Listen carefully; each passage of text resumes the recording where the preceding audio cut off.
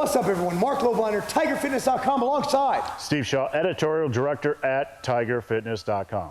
One question we get a lot is, does HIIT Cardio burn muscle? Does it burn muscle, Mark? Here, I'm going to go over my opinion. Now, Steve, as you know, has about 72 years of training experience. 71.3. 71. That's not truncate, Mark. That's not truncate. So here's the deal.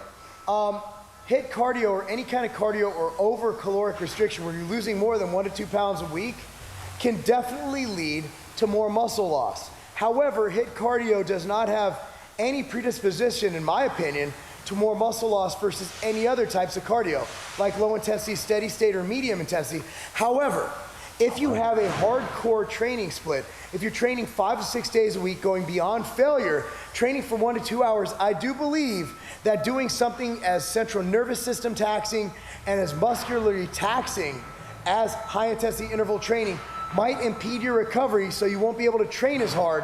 So in that situation, I would recommend an alternative form of cardio, such as low intensity or medium intensity steady state. Steve, what do you think? Well, Mark, I've looked at a lot of the information on the subject. I have some, for me, practically, from a practical standpoint, when I was in college, I didn't know anything about this because this was way back in '86. We just did stuff. We just exercised back then.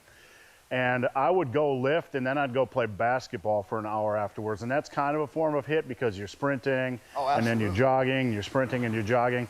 And for me, I gained like a freak. Obviously, a lot of it was beginner gains, but I was shoveling food down my cake hole like crazy. So for me, it was all about recovery. I found that the more I ate, the better I recovered. It didn't hinder my muscle growth at all.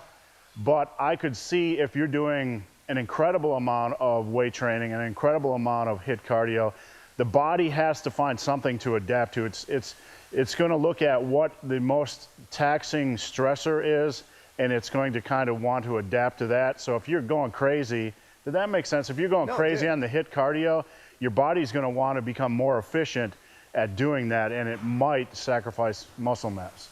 So I think it comes down to what your overall goals are and what your training intensity is. If you find that HIIT cardio is impeding your training, don't do it. What HIIT cardio does is it increases your EPOC, which is your post-exercise caloric burn. However, if you're already weight training 5 to 6 days a week, your EPOC is already covered. So you're looking at burning calories. What it allows you to do is essentially in 10 to 20 minutes, burn what would take about 60 minutes to do a low intensity steady state. However, you need to look at if you're recovering, if you prefer it, and which you would be more apt to actually do. So if you enjoy HIIT cardio, if you don't like walking in place, you just want to knock it out, by all means knock it out, and don't think you have to do lower body. You can do HIIT cardio with battling ropes, kettlebells, you name it.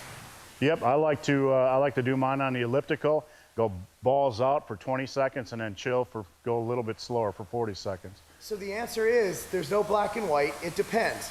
But comparing HIIT to other cardio, will it impede muscle growth or cause you to burn muscle? I don't think so. I don't think so either. And that's not a game.